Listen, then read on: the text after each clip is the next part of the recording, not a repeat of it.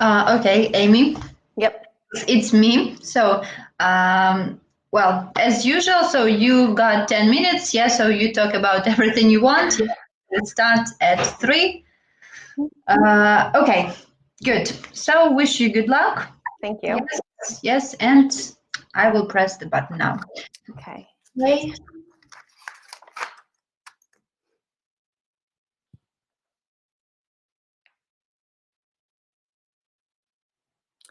Hello, everyone. Welcome to our DINternal webinar. We've started it early in case anyone has any sort of technical problems. Hopefully, we can help you get them solved. If you can hear me, can you type in the chat box so I can see if people can hear me? All right, great. Hello, everyone. I'd love to know where you're from, too. So, am I saying Samu? Is that correct? From Rivne region? Hello from Kiev. That's where I am. I am in Kiev.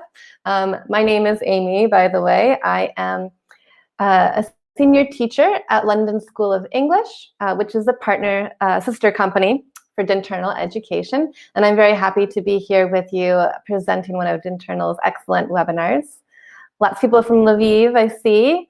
I was there just last month, March. I was in Lviv in March for my 7th visit.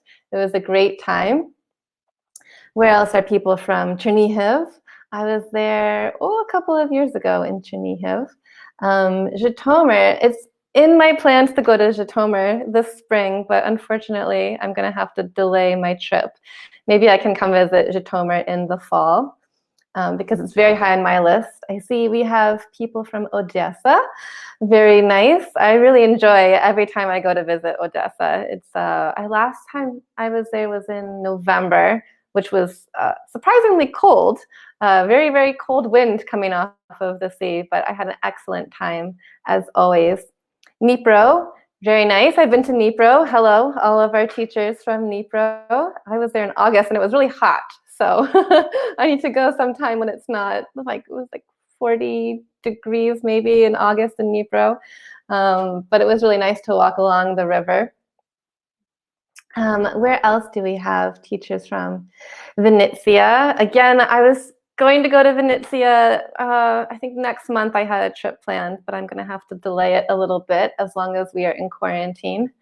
Kharkiv. Hello, our teachers from Kharkiv. I really enjoy Kharkiv. I've been there twice on the cable car in Gorky Park is amazing. It's one of my favorite things to do in all of Ukraine. So we're really happy that we have some people from Kharkiv here today. Let's see, where else are people from? I apologize if I say the name of your city wrong. My pronunciation is not that good. Klemensky. I haven't been yet, but actually one of our other teachers at London School of English spent some time in Klemensky last year, so he goes back a lot to visit his friends. Hello from Uzhgorod. Oh, it's very nice to have some teachers from Uzhgorod. It's beautiful in Uzhgorod right now, isn't it? It should be like cherry blossom season. One of our teachers was supposed to go for the May holidays, but again, we have to stay in Kiev. I was in Uzhgorod 2 years ago for the May holidays and really enjoyed my time there. Let's see, lots more people from Lviv. Hello. Let's see, Zhytomyr, very nice. Nice to meet you guys all digitally. My name is Amy, again, for anyone who is just joining us. I have been a teacher for 7 years. I'm older than I look. I got my CELTA in 2013 in New York City, where I'm originally from. And since then, I have taught in New York, Ukraine, Singapore, Tbilisi, Moscow, and I've been teaching in Ukraine for about 2 years now, on and off. I came to Ukraine originally in 2016 and stayed for about a year and almost 2 years, actually. And then I left. I went to Tbilisi for a little while. I went and did my Delta. I got my Module 2 Delta in Wrocław in Poland. Then I went to Moscow for a year and spent a year at a kindergarten, actually. I worked mostly with 3-year-olds, sort of teaching them, sort of taking care of them. But I also worked with other age groups in our primary school. But I missed Kiev. I missed Ukraine. By that point, I had completed my Delta. I had modules 1, 2, and 3. So when I found out that London School of English was hiring, I got very excited. It's an excellent company to work for. So I applied, and now I'm back in Ukraine, which I'm very, very happy to be back. I really enjoy living here. I enjoy working with Ukrainian students. The professionalism of Ukrainian teachers is excellent. I've gotten a chance to go to conferences, do webinars like this. So it's been a very, very exciting time, and I'm happy to be back in Ukraine for hopefully a couple of years. So it's been, besides the quarantine, it's been a great year to be back. Let's see where else some of you guys are from. Ivano-Frankivsk.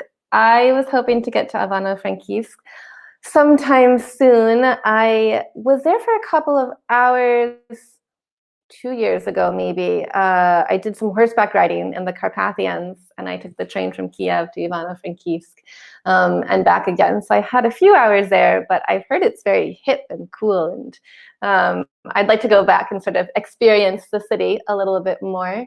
Someone from Bielotserka. My pronunciation is so bad. I'm sorry. I also went to Bielotserka. It's a nice little sort of day trip, weekend trip away from Kiev, which is really nice when you live in a city to be able to get out for a little while and enjoy the nature and enjoy the park that you guys have in Bielotserka.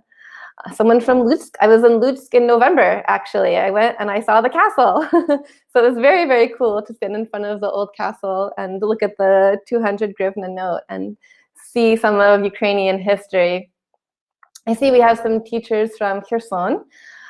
Again, it's someplace I was hoping to get to this summer. I've only really been to Odessa down in the southern part of Ukraine, and I was hoping this summer to go to Kherson, go to Askania Nova, do some of the nature attractions that are in southern Ukraine, because there's so much to see, and I'm trying my best, but the country is very big. And when you only have weekends to go visit or the summer holidays, you have to plan carefully. So hopefully this summer we'll be able to move around a little bit, and I'll be able to travel to some of these places that you guys are from. Someone from Oman. I also really want to go to Oman. It was on the list for the spring because I'd like to go to the park that you guys have there. I've heard it's amazing. Some Ukrainians have told me it takes 2 days to walk all around the park and see everything. So I'm very interested in visiting. Let's see, I see we have a teacher from Ternopil. I like that city a lot. I went a couple of years ago for the May holidays, and I don't even know how I heard about it, to be honest. But I was going to Western Ukraine, and I decided to stop in Ternopil for a few days.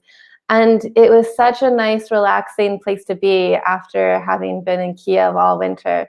And it was wedding season, so I was there on a Saturday, and there were just so many weddings happening in Ternopil. It was really cool to sort of see some Ukrainian weddings and see some Ukrainian traditions. I saw all the big Ukrainian wedding cakes that people bring for the wedding days. Let's see, where else is everyone from? Let's see, from Kiev, Cherkasy, very cool. I'm hoping to go to Cherkasy sometime soon. Kam'янets-Podilsky. I went there maybe 3 or 4 years ago now.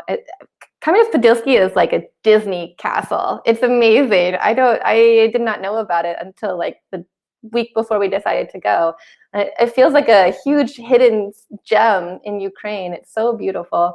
And there are other cool little castles around that region. So my friend and I went, and we spent like a couple of days just going to the castle in Kam'янets-Podilsky, went to Khotin. We went to another ruin of a castle on a hill. It was such a cool experience. It was one of like my first weekend trips outside of Kiev, and I'll always like remember it with really fond memories. So yes, I've been to Dnipro a couple of years ago. It was very hot, so I would like to go, maybe not in August next time. But what I think is really interesting about Dnipro is like the restaurant scene seems to be growing a lot. I would like to go back. I've heard there are some very cool restaurants in Dnipro. Zaporizhia, it was in my plans to go to Zaporizhia this May or June. Hopefully by then we'll be able to travel. And so, yeah, I have some friends who are going to go to Zaporizhia for some teacher training, and I was hoping to visit them. So we'll see. There's so many cool places in Ukraine that I would like to visit, but it's obviously very hard right now. Anyway, it's 3 o'clock, so we will get started. If you're just joining us, hello, my name is Amy Butler.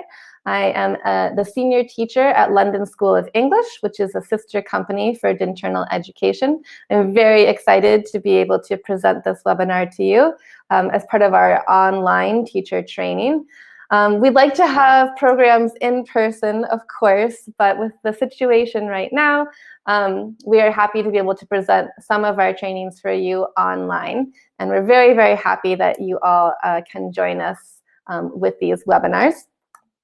If you can hear me, and you can just type in where you're from. I've been very excited the last 10 minutes to see all the different places in Ukraine where teachers are watching from. I saw someone ask if I've been to Chernihiv. Yes, Chernihiv is such a historic city and so beautiful. We're so lucky to have it so close to Kiev. I went for a weekend a couple years ago. I see lots of people from Kiev, Odessa, Ternopil, Rivne. Hello, I went to Rivne too. I'm trying to get to all the places in Ukraine. Like I said, I've been in Ukraine for a couple of years now, on and off. I was here 2016, 2017, left, did my Delta, did some different teaching, but I missed Ukraine and I wanted to come back and be part of the professional atmosphere that the teachers in Ukraine have created. So I'm very excited to be able to be here and present this to you guys.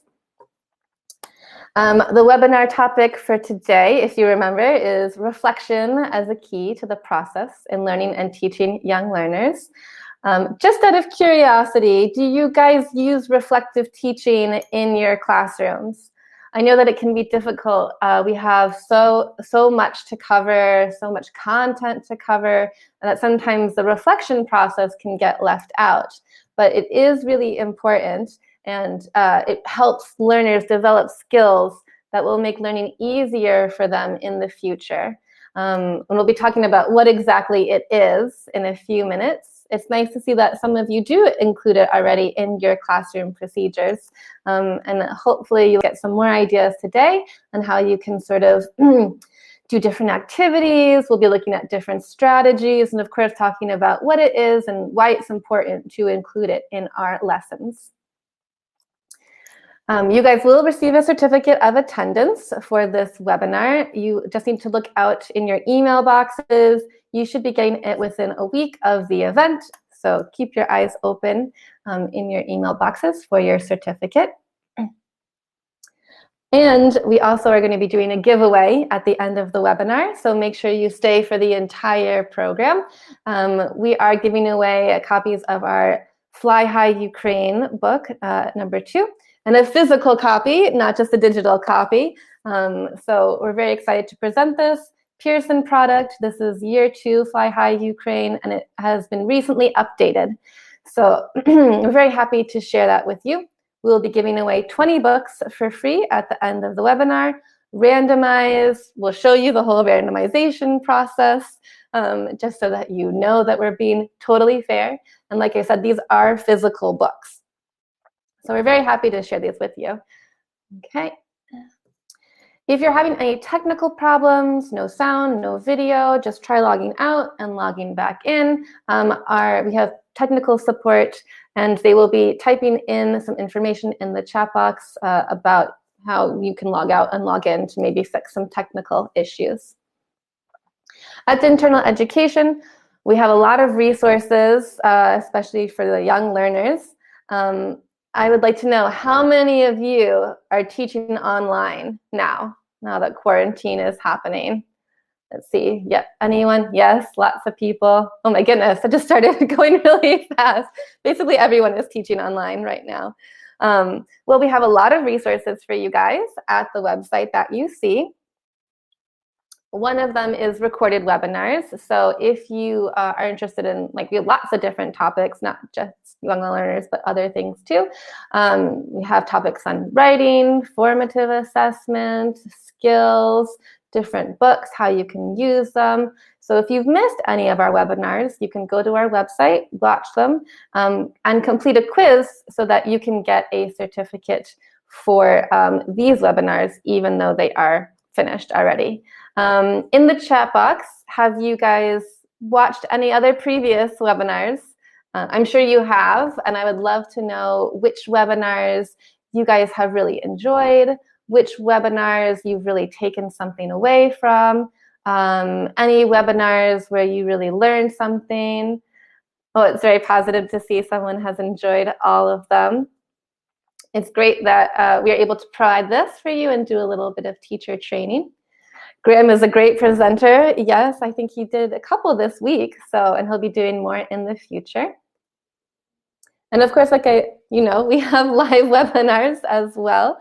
We're going to have a lot more coming up this next week, maybe 2 weeks, all through the end of April, and a special focus on young learners, and sort of focusing on some of the new Pearson books, the updated books, different activities you can do with them, how you can get the most out of these books, and other sort of activities that you can incorporate into your lessons with young learners. So please check out our schedule. We've got a ton of webinars all through April that you guys can join us for, and they're free, of course.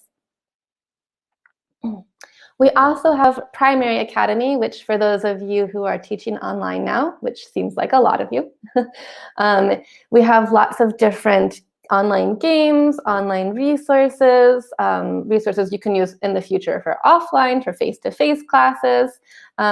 So please check it out. Lots of things for you to check out and see. And we're starting something new at Internal, online consultations. So if you're a teacher and you would like to talk to one of our methodologists, you can get together with them on these online consultations, talk about the Pearson products and other things to sort of get ideas and how to use these resources in the best way. So that is all found at the website that you can see at the top of the screen. It's nice to see so many of you are having positive experiences with Internal, and that you're getting to spend so much time with us during the quarantine period. It's not an easy time for teachers right now. I'm sure everyone's a little bit stressed out, but it's nice that we can use some time to collaborate, to communicate, to share some training and share some ideas. Okay, so getting to the topic of the webinar, reflection. If you could type into the chat box, what does reflection mean to you? When you think about it, what kind of word associations come to mind? Let's see, I see someone said a couple feedback. Yep, that's great. Application. Okay, things are going very fast. Yeah. Looking back at something. These are all great ideas. I see you all have a common theme of feedback, summary, outcomes, understanding, revision and application. Okay, you guys have a lot of great ideas about what reflection means and how we can incorporate it into our classrooms. When it comes to reflective teaching, we can help students develop the skills to sort of think back on what they have done, relate the lesson to their own lives. And by doing that, they can make more meaning out of the lesson. Because yes, we're teaching them English, we're teaching them other content. Maybe you guys teach other subjects as well. But with reflective teaching, they take the content, and it's not just in this little bubble that's separate from them, but they manage to relate it to their own lives. They make meaning, and therefore they can sort of engage with the material, with the content in a more personal way. There's also self-reflection. So how would you say that self-reflection is different from reflection? What words come to mind when you think of self-reflection? Because it is a little bit different. Okay, feedback, but how does that feedback different than feedback for reflection? Okay, yep, I see we've got some answers that have to do with yourself. Okay, your own understanding. Thinking of like a mirror as a tool. Okay, yeah. Thought about actions, good, awareness, what I need to, yeah, you guys have a lot of great answers when it comes to self-reflection. So with self-reflection, you are sort of turning a little bit more towards the inside, right? And you're thinking about, like you guys have said, about your actions and about your progress. So you can see a correlation between the two things. It sort of helps learners understand how they learn, which is a really useful skill and one that is becoming more important in sort of 21st century education. It's not just learning the content, it's about learning like about yourself and how you engage with content. Because then if you understand that, then you can understand the content better and sort of make it more meaningful. So now that we kind of talked about reflective learning, what it is, what reflection is, self-reflection is, what would you say are the advantages of reflective learning? It can be difficult to add reflective learning into our lessons because, like I said before, we have so much content to cover. But I do think there are a lot of good advantages that we should discuss.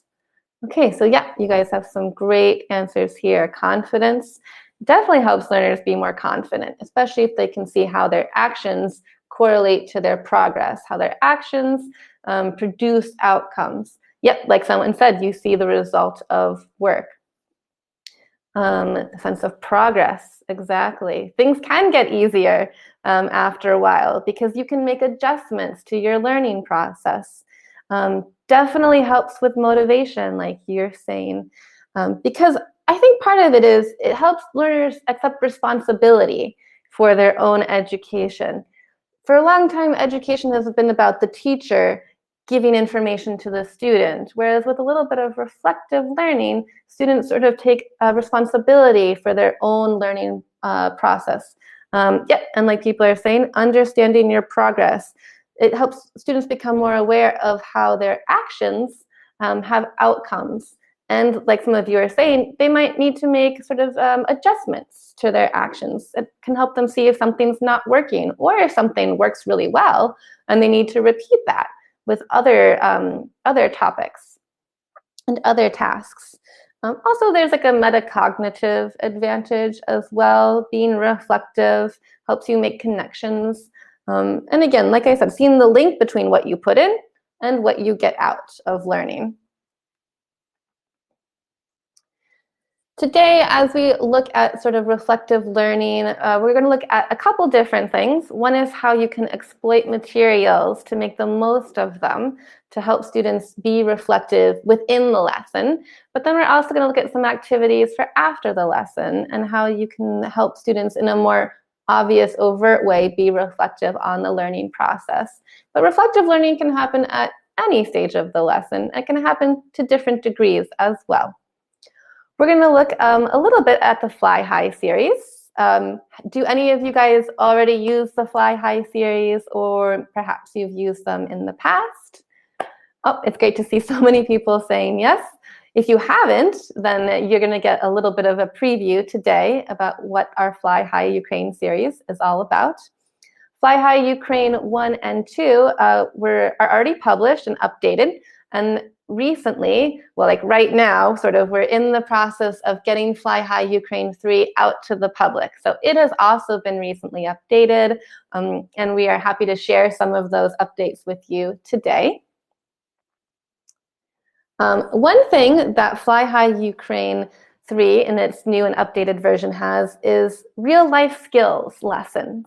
So in the chat box, I would love to know, what do you think some real life skills lessons in English, the English course book, could be?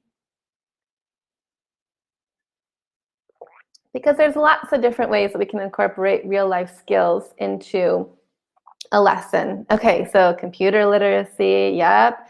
Communication, technologies, good. how to behave in the street, social situations, social dynamics. Those are all great sort of real life skills. Critical thinking, yep, that's something that we can start at a very young age. We're going to look at a couple of different real life skills lessons and how they can be used to promote reflective learning with our students. Okay, so here is a spread from a real life skills lesson. What real life skill is this developing in our students? It's great. It's a great one. You can start this at a very young age because I think this is a real life skill that we need from the very beginning. Yes, financial planning. Yep, saving money. Good, finance. Obviously, this is an English language lesson too. So if you look at this spread, what sort of activities and skills, what sort of skills are being developed here in terms of English? What sort of linguistic characteristics are we developing in our students? Oh, someone's already got the answer for the next slide, I see. Okay, yep, we're doing communication skills, there's speaking activities, exactly. Reading, yes. And we'll look at some vocabulary as well. Okay, so when it comes to reflection, we really want to relate it to the student's real life. So if you look at this picture, what vocabulary word are we trying to get the students to understand and to learn? Type it into the chat box if you know the vocabulary. It's a specific kind of money. You guys are right, it's money. But think of a young student. What sort of money is relevant? There you go. Someone got it. Pocket money. Okay, so already you're choosing a vocabulary word that is relevant to the student's life. Once you're talking about this, you can make connections to, do they get pocket money? How do they spend pocket money? Do they ever save their pocket money? So you're already developing reflection within the lesson. What about this vocabulary word? I think this should be a fairly easy one for you guys. Shopping list, that's right. Again, a really relevant vocabulary word for our students, and you can make connections immediately to their real life. Do their parents write shopping lists? Do they help with the shopping at all? Developing those sort of reflection skills. And I like this picture. And my question here is, why is a glass piggy bank a good choice if you're saving money? Why would this be better than a plastic piggy bank? Yep, exactly. You see how much money you have. So by developing the vocabulary with the students and developing the collocations, you see save money, you are also developing their reflective skills. So you can talk about, do they save money? Do they think it's important to save money? And also you can think about actions and outcomes. What happens if we save all our money? What happens if we spend all of our money? So even in the material, you have chances to reflect in small ways throughout the lesson. Okay. Of course, we still keep it fun for the students, and we still include games and games that develop linguistic skills, vocabulary, paraphrasing, all necessary things for our English students. And we end our real life skills lesson with a real life task. So students can do this task, search the internet, choose a present for your friend, something they would actually do in real life. And you can use this activity to develop those reflective skills. Why did they make this choice? What about their friend made them think this would be the best gift for them? All while they're still developing their English language skills. And we have lots of these real life skills lessons throughout the book. For example, this is about searching the internet, using the internet. Okay, time management, again, something very important that we can start sort of helping our learners develop from the beginning. Organizational skills, again, self-reflection. How do they organize themselves? How do their choices develop their characteristics, their habits, how do their choices go on to have outcomes in a specific way. Something else that we have in Fly High Ukraine that I, as an international teacher, am very excited about is culture in Ukraine. I think it's really important for learners in the globalized world, when they're using English to connect with so many different people, to still be able to talk about their culture and express their cultural ideas in English. So if you were going to put some cultural aspects of Ukraine into this Fly High book, what sort of topics would you cover? Yep, customs and traditions, that's a great one. I always love learning about different traditions when I travel. Food is important all the time, right? That's always the first question. What kind of food do they have there? Different places you can see, history, holidays. Yep, these are all great things that students can sort of learn about, not learn about in English, but they can learn how to talk about them in English, which is a really, really useful, important thing. Okay. So this lesson is about Vyshyvanka Day. I don't have a Vyshyvanka yet. I need to know more about Vyshyvankas actually before I buy one. I know that different regions in Ukraine have different Vyshyvankas. So if I was a teacher teaching this as an international teacher, I would be super interested to hear what the students had to say about their Vyshyvankas. It gives the students a chance to sort of think about these huge, big cultural issues, but think about why it's important to them. What kind of meaning can they make out of Vyshyvanka day? Who gave them their Vyshyvanka? How they feel when they wear it? All of these things are really important for reflective learning. And it's also important that they feel like they can share these ideas as well. So this is a great topic. So cultural topics can seem maybe a little bit removed from students on the day-to-day life. So we also have, to complement that, life in Ukraine lessons. These are a little bit, like I said, more day-to-day, sort of relevant to students' lives, because, like I said, connection is a key part of reflection. And these life in Ukraine lessons give students a chance to personalize what they're learning and think about how it relates to their own life. So here we have a boy. Can you guys guess what the topic of this lesson is, just from this one picture? It's a little bit broader than that. Oh, somebody got it. Yep, maybe everyone will get it once I start posting some more pictures. Yep, different hobbies. That's right. Kids love their hobbies, and they have lots of them, and they love being creative too. Creative, active. So it's a great chance for them to sort of talk about themselves, which children also like to do. Now, a lot of course books have a unit or a lesson on hobbies, but what we did in Fly High Ukraine 3 is that we tried to make it personalized to Ukraine, customized to Ukraine, so that students subconsciously are already making connections between their lives and what they read in the book. So I will give you an example here. This is a spread of a lesson that we have for Life in Ukraine, my hobby.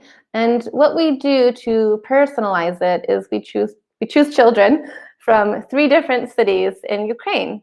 So we have Alex from Kiev, Maria from Rivne, and David from Dnipro. And it may seem like a small thing, but for young learners, it really does create a connection for them. They can think about, if they're from Kiev, that makes them feel special to see Kiev in a book. Or if they're from a different city, not one of these 3, you can talk about, have you ever visited this city? Do you know anybody from this city? It is great, like someone is saying in the the chat box, to localize material. It's a great opportunity, and it really helps students sort of be more open to material as well, actually. Of course, there's a linguistic aspect to all of these lessons. And in this lesson, yes, we're talking about hobbies. We're also talking about how frequently we do different hobbies. And we're also talking about how these hobbies make them feel. So let's look at Alex. I think we all know what Alex's hobby is, so I will just let that one go. Do you guys, let's see, I'll put the material up here. Alex's hobby is football, that's right. How many times a week, if you were my students, how many times a week does Alex play football? Good, 3 times a week. And how does football make Alex feel? Let's see. Like I said, a lot of this is about thinking about how different things impact us and how we can impact different things. Yep, he feels happy and he feels healthy. Okay, so you can use this text to develop scanning skills with your learners. So you scan through it, they find the hobby, they find how often he plays football, and they find how football makes him feel. All right, Nuria from Rivni, what is her hobby? Let's see if you guys were looking at the material. Yep, good. And does anyone remember how often she paints? Let's see. I didn't give you a chance to look at it before, so I'm unfairly testing your memorization skills. Okay, oh, someone got it. I saw, there we go. Yeah, you guys remembered, good job. Does anyone remember what she likes to paint? There are 2 things that she likes to paint. And, yep, good, that's one. And how do you think painting makes Maria feel? Okay, good ideas. Yeah, good, there we go. All right, her hobby is painting. She paints every day. She paints nature and animals. And yep, I saw someone said something about her mom. Her mom's her teacher. And painting makes her feel creative and relaxed. So you're practicing again these scanning skills, but still you're developing in learners through repetition sort of thought patterns. They're gonna think even without you asking them. They're gonna think about their own hobby. They're gonna think about how often they do it, who they do it with, and they're gonna start to think about how it makes them feel. Okay, and David from Nipro, whose hobby is obviously playing the guitar.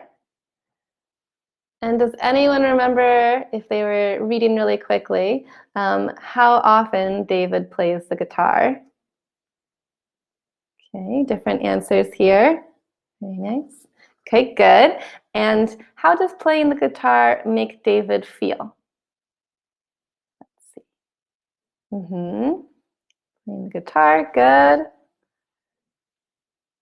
Yes, he is a very, I think I saw someone just said it. Yep, good. All right, so David's hobby is playing the guitar. He has lessons twice a week. His teacher's a famous guitar player, the best guitar player in all of Nipro, apparently. And playing the guitar makes him excited. So as you can see, again, on the English side, we're talking about hobbies, we're talking about frequency, and we're talking about feelings adjectives. And on the reflective side, students are already thinking about that hobbies make us feel a certain way. So you can do the scanning activities with your students, the reading activities, helping them sort of come up with these patterns. And then after you do that, the homework, of course, is for the students to reflect on themselves and the hobbies that they have and what they enjoy doing with their free time. So for homework, I would say, okay, guys, you've learned about Alex, Maria, and David, and now it's your turn to share about your hobby. So the student can go home, find a photo with them doing their hobby, like a mini project, exactly. Parents these days, you know, they always have their phone with them to take pictures of their children. So I'm sure that your students can find a photo of them doing their hobby. And then the next task is for them to bring it in. They complete a profile about their hobby. So it's the same thing that they did before with the students in the book. So we've scaffolded this so that it's built in to be reflective. You can take lots of material and scaffold it to be reflective from the start to the finish. Maybe you need some tweaks, little changes to adapt the material, or maybe you have material like ours and it's just ready to go, scaffolded for reflective learning. But students can then talk about their hobby and why they like to do it. And then they can give a presentation to the class. Students love talking about themselves and sharing about their hobbies, and they can talk about their hobby and how it makes them feel. So I would like to know from you guys, what are some of your hobbies and how do they make you feel? I can sort of start. One of my hobbies is writing. I really enjoy writing. And I enjoy writing because it makes me feel creative, and also it gives me some space to myself where I don't have work or family or anything else to do. And it's just my time, and it helps me also sort of process my experiences. I like to write about my experiences a lot. So my hobby makes me feel a certain way. And I realize the times where I get very stressed out and kind of overwhelmed, often I'm not doing my hobby. So that reflection has helped me lead a more balanced lifestyle. I'm like, okay, I need time for my hobby because it makes me feel this way. And we can help our students realize that too, because I didn't realize that till I was an adult, but our students can realize that at a young age through reflective learning. So I'm just going to look at some of your guys' answers with your hobbies and why you like to do them. I see, yeah, there are some things that are very popular, like embroidery. My mom likes to knit. She learned it when she broke her leg and she had to just sit. So I think it was like it helped her feel productive even though she wasn't doing things. So there's a reason why we choose the hobbies we choose. Traveling is a popular hobby. I see someone says singing makes them feel free. It's about expression a lot of times. You know, a lot of our hobbies, pupils like such projects. They do. They really like to sort of share about themselves and talk about themselves. Let's see what other sort of hobbies. Gardening, I see. It makes them feel relaxed. Yep. I see someone has a question about why not let them do this in class. You can let them do some of this in class. It's up to you and what sort of your time limitations are. You probably want to give them some time to go home and find a photo of themselves doing this hobby. But like, it's up to you and how you want to structure your lesson. I see someone says cycling. It makes them feel fit and healthy. It's good that you're so motivated. I struggle to do anything that active. So great, guys. This is so many good ideas coming from you guys. So that was some ways that you can sort of use material and sort of weave in reflective activities into it. And we used our book because we think it's a great sort of resource for you guys. And we have sort of built in reflective learning into our material. If you would like some more sort of obvious reflection activities, things that maybe at the end of the lesson you use to sort of focus students, if you want to sort of really take time to reflect, and which can be nice because sometimes students need to realize that they are doing reflection. It will train them to do it in the future by themselves, sort of independent learner training. So we have some activities here that you can use at the end of a lesson or maybe at the end of an activity, wherever it feels natural, to help learners focus on reflection. So the first activity I'm going to share with you, it's called Rose, Bud, Thorn. And it helps learners focus on 3 different aspects of the lesson. So if you look at Rose, what kind of aspect of the lesson do you think that is having the students reflect on? Maybe our gardeners can sort of help us think about what the rose of the lesson might be. Yep, you guys have some great ideas already. Okay, good. When you have students think about the rose of the lesson, they are thinking about the one thing that they loved from the lesson. Well, one thing, maybe not the only one thing, but at least one thing that they loved about the lesson. If we were looking at our hobbies lesson, what do you think the students might love from that lesson about Alex and Maria and David? What could a primary student really love and enjoy in that lesson? Okay, yep, they might really like the project. Any sort of games, positive emotions, the personalization that comes from it. They might really love the fact they open their book and there's a student from Rivne in it. Yep, students love games. Don't be surprised if you play a game and do a reflection activity and the students say they love the games. Okay, the personalization, great. All right, now let's think about the next part, the bud of the lesson. When I talk about like a bud of a lesson, what do you think I'm getting the student to reflect on? If you think about gardening, if you think about what a bud means for a flower, any ideas? Maybe our gardeners can, okay.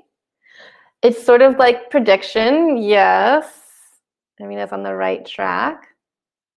Okay, something they need to learn. This is one thing they look forward to. So bud is before the flower opens.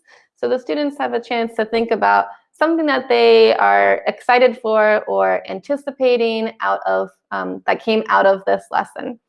So after this lesson on hobbies, what do you think that a student might look forward to in a lesson or after the lesson? They finished it, they've talked about all the different hobbies. Yes, exactly. That's a great idea. New hobbies they might want to take up. Maybe they got a good idea from one of their friends. Yeah, definitely presenting their ideas. So a lot of the students get very excited to share about themselves. So if you have split this lesson over 2 lessons, then at the end of the first one, they might be like, I'm just really excited to tell everyone about my football team or about my art class. Maybe they'll bring in maybe a painting or something. Students get very excited about that. Okay, and then it comes time for the thorn of the lesson. Now, some of you guys are already sort of predicting what the thorn is. Yes, the thorn is something that upset me in the lesson. Now, what do you think a student might be upset by in a lesson? Yeah, something that was maybe difficult. You know, it's not going to be easy for all of the learners. Maybe they were in a bad mood. Yes, that can be just something that had nothing to do with you or the lesson, but students are sometimes in a bad mood. Lack of speaking, if they get frustrated, yeah, they might also be upset by like isolation or ignorance. That's a good thing, not a good thing, but a good idea too. They might not have been able to talk to the friends they wanted to talk to, or maybe there were some social things going on and they felt left out of an activity. So there are a lot of things that have nothing to do with the lesson even that can impact our students and impact their learning process. And it's important for you as a teacher to understand these things too. Some of them you might have some control over. You can sort of make adjustments, or you can help learners talk through and understand their own negative feelings. Some of them might not have to do at all with the lesson. It could be a social thing, but still it helps you as a teacher understand that, and helps the learners understand maybe why they didn't enjoy the lesson as much as they usually did if they and their friend were having a fight, for example. Okay? Now, this can be difficult for some students to express, especially when there's a situation where the teacher is asking for the student to tell them something that they didn't like in a lesson. It can be very difficult for students. First time I'd be like, oh no, everything was fine, I liked everything. But if we have a good relationship with our students and there's sort of a warm relationship, they will, if we encourage them, they will be able to express things. Once there's sort of a fear, the fear goes away, the fear of either making us angry, the fear of some sort of like negative consequence on them. Once they know that that's not going to happen, they will be able to express themselves. And we can encourage them and be like, we need to reflect on things so that we can learn better next time. Okay? Excuse me.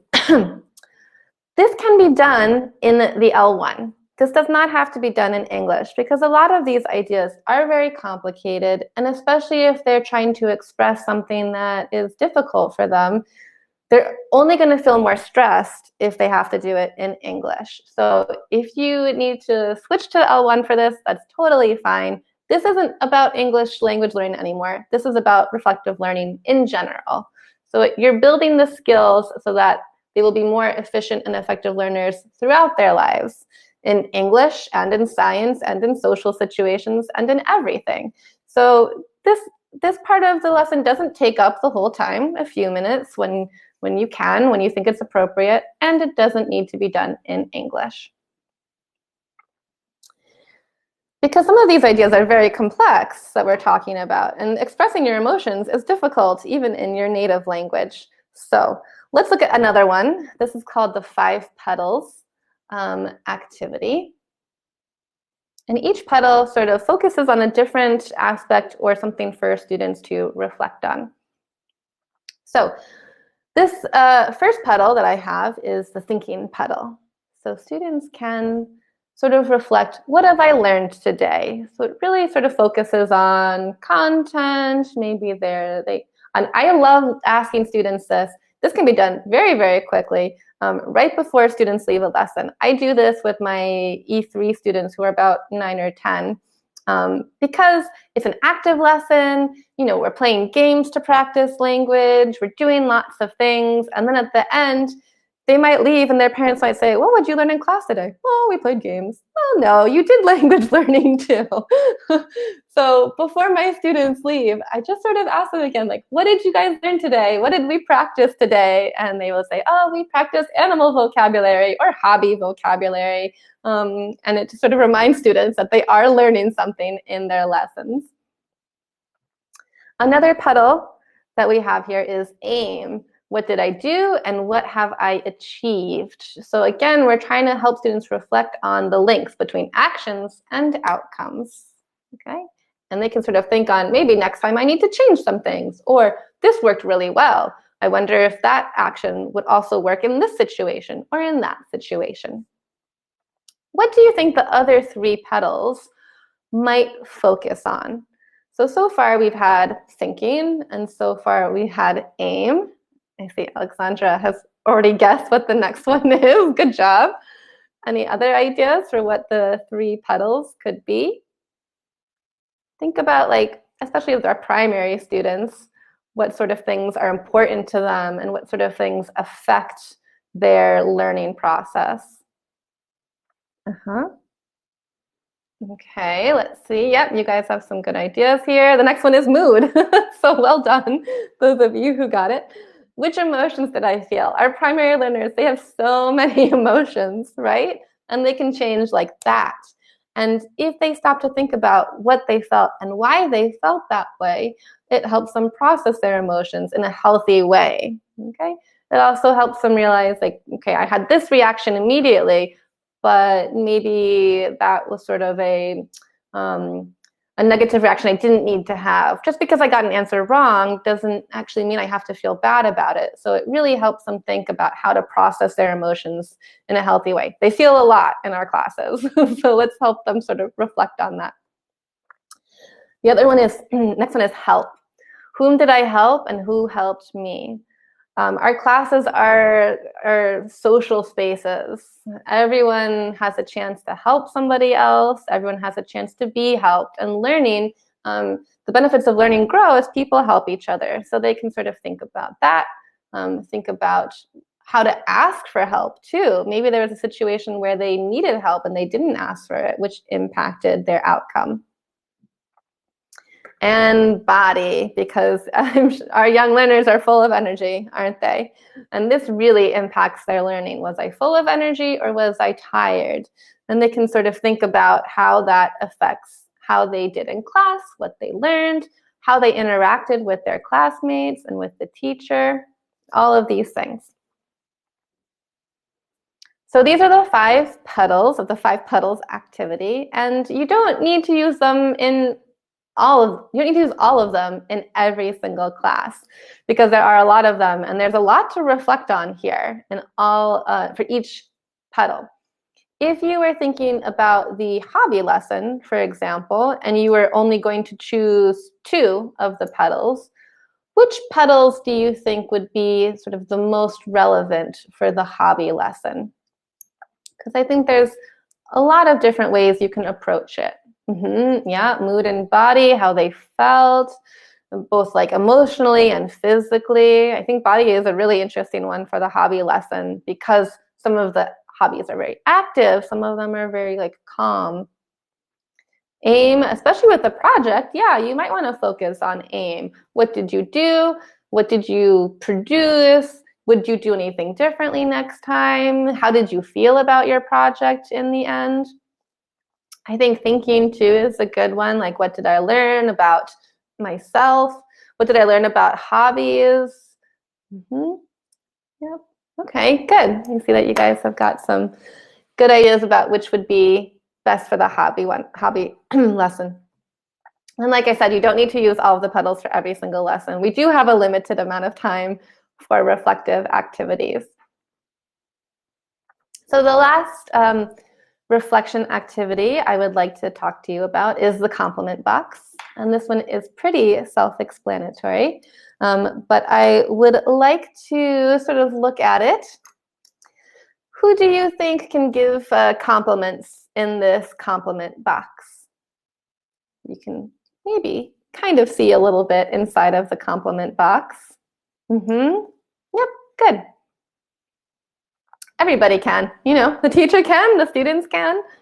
It's a great chance for them to think positively about their interactions with other students. And it's a great time for them to reflect on how their actions impact other students.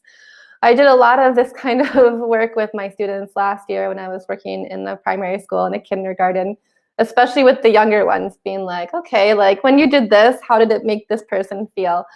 Or how did it affect this person? So by opening up a compliment box, we're focusing on the positive interactions that the students have. And you could focus on lots of different things. It can be about how someone helped another person. It can be about maybe a student compliments another student on how much they know about a subject. Maybe they complimented them on helping somebody or sharing. There are a lot of different things that you can compliment, students can compliment each other on. And again, it helps them look at actions and outcomes. How what you do affects everything around us, you know? And it can help students think about how they feel a little bit as well. So with these 3 activities, the rosebud thorn, the 5 petals, and the compliment box, which of these do you think you would like to implement into your classrooms, or you think would be really effective for your learners? Because they all have sort of different sort of strategies to help our learners develop reflective learning. Yeah, I see some people saying the first one. I like this one because I like the rosebud thorn one because it really helps students reflect on different aspects of the lesson and how they reacted to them. I see some people saying the five petals one. I like this one because it's a little bit more focused on different aspects of how we interact with learning and how we interact with each other. So that one is really useful for focusing on those sort of things, sort of focused activities. And compliments, the students can write the compliments, which is really great for them to sort of open up their awareness about each other and how their actions affect each other. Okay. And it does build great relationships between students. I saw someone write that in the chat box. Okay. Great, guys. Well, I just want to end with this quote. This is by Peter Drucker, who is an educator, a manager, an entrepreneur. They call him the founder of modern management. And his quote is, "Follow effective action with quiet reflection. From the quiet reflection will come even more productive action." And this quote sort of expresses why I think reflective learning is so important. And if we can start it with our primary students, it will develop great skills for the rest of their lives. It will really help them be better learners, for one, but it will also help them sort of be more aware of how they interact with other people. And they're going to be in very social situations for most of their lives, whether it's school or whether it's work. So first they can do something, reflect on it, and they can make adjustments to improve outcomes in the future. So I know we have a lot of things as teachers that we need to cover in our classrooms in terms of content, but if we also develop the skills with our students, become better learners, more aware, more reflective, our jobs will be easier in the future as well, and our students will get more out of it. So I'm really glad you guys all got to join us today for this webinar. Again, you have the link up there at the top of the screen where you can access all of our Young Learner resources, where you can sign up for more webinars, where you can watch previous webinars. And please watch for the certificate of attendance. It will come to your email box. And if you don't see it within a week, check your spam box, please, because it might be there as well. And now, like I said, it's time for our drawing. We're going to give away 20 free books of Fly High Ukraine 2. So you can sort of explore it and see some of these things that we have talked about today. It's going to be a totally randomized drawing, and my colleague Luda is going to help with this. She's going to take the email addresses of everybody who is registered. Let's see, she's doing it now. And the randomizer will just mix up everybody's names, and we will take the top 20 of the email addresses, and those 20 people will be receiving a Fly High 2 book, which we are very excited to share with you guys. I also want this book. I don't even teach this level, but I do. I teach other young learners, and I want to flip through the Fly High book, the 2. Yep. All right. So here we go. Let's see. She's put everyone's email addresses into the randomizer. She's going to click go, and here we go. The first 20 names are the lucky winners of our Fly High 2 Ukraine book. If you see your name there, then you are a Lucky Friday winner. It's anyone who's in 1 through 20. Those 20 people, we're going to copy those, I think, and let's see, paste them into the chat box so that you will see if you are a winner. If you're not a winner, don't be too sad. Oh, congratulations to Nadia, a winner. If you're not a winner, don't worry. We have lots of these webinars coming up, and we're going to be giving away so many books. So if you didn't win a book today, join us for a webinar in the future, and we will be giving away books and those webinars as well. Like I said, we're going to be doing a lot of different webinars for the rest of April about primary learners. We would be happy for you to join us at any of them. I have a few minutes now that I'd be happy to answer some questions for you guys. You can just type them into the chat box, and I will do my best to answer them. It can be about teaching or, let's see. Thank you guys for coming. Happy Easter to all of you too. If anyone has any questions, just type them into the chat box, and I'll be happy to answer them.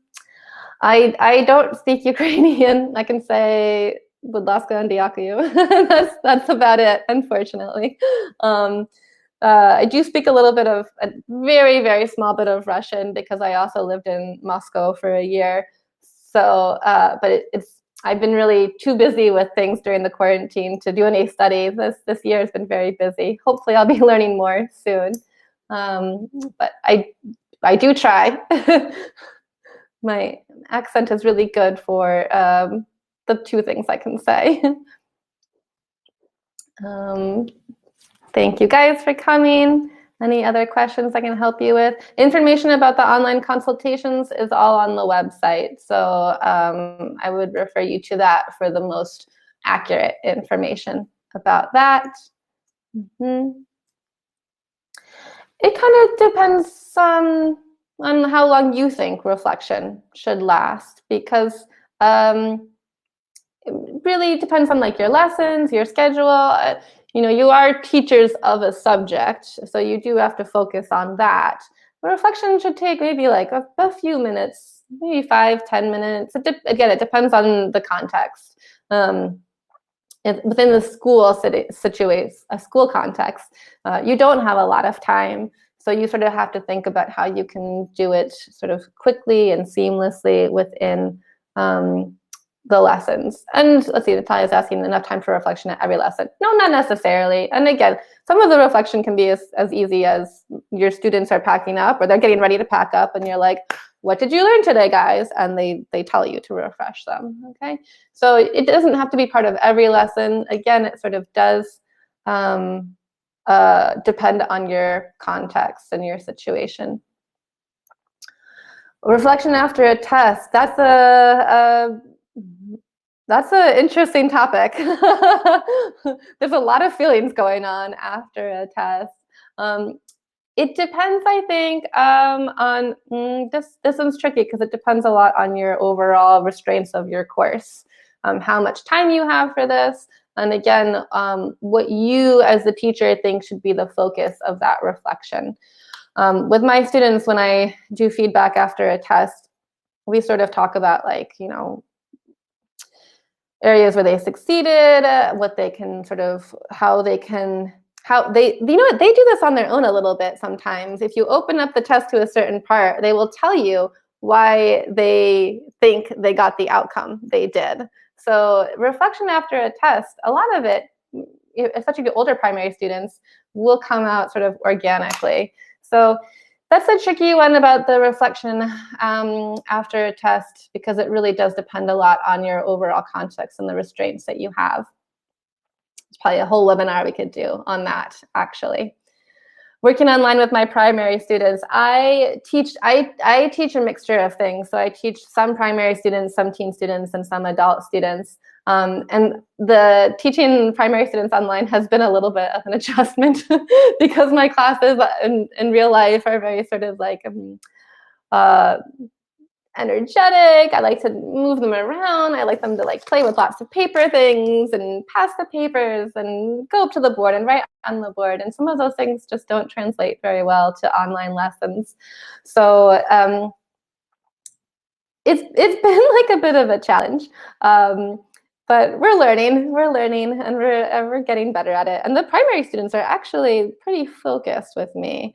Like I said, I teach at a private school, like a private language center. So we're at after school classes for our primary students, which I think might also affect their engagement with the lesson. Let's see what other questions you guys have. Compliment box for all students. What about naughty children? Every student has something we can compliment them on. Maybe it's their energy, maybe it's their creativity, maybe they, in one lesson, they focused particularly well, or they worked particularly well with a student. So that is a tricky thing about the compliment box, that sometimes it feels like it's easy to give some students compliments, and some students, you're like, wow, what did you do today? That was good. But we can always sort of help our students reflect on the different aspects of a person. They're not just naughty, they have other characteristics as well. But I do understand the challenges that has. In my lessons, I have between like 9 to 14 students. And again, I teach everything from primary kids to adults, because we are a private language center at London School of English. So let's see, any other questions I can answer right now? I think that's okay. Teaching grade 1 for grade 1 learners. I would say check out our recorded webinars for that. We have different webinars on different age groups, and some of them focus on specific age groups. So take a look at our recorded webinars and see what some of our other methodologists have to say as well. So everyone, thank you so much, Diakayu, for your time, for joining us today. Thank you for all of your questions, and I hope that you will join us again in the future for some other internal educational webinars. Goodbye, everyone. Thank you.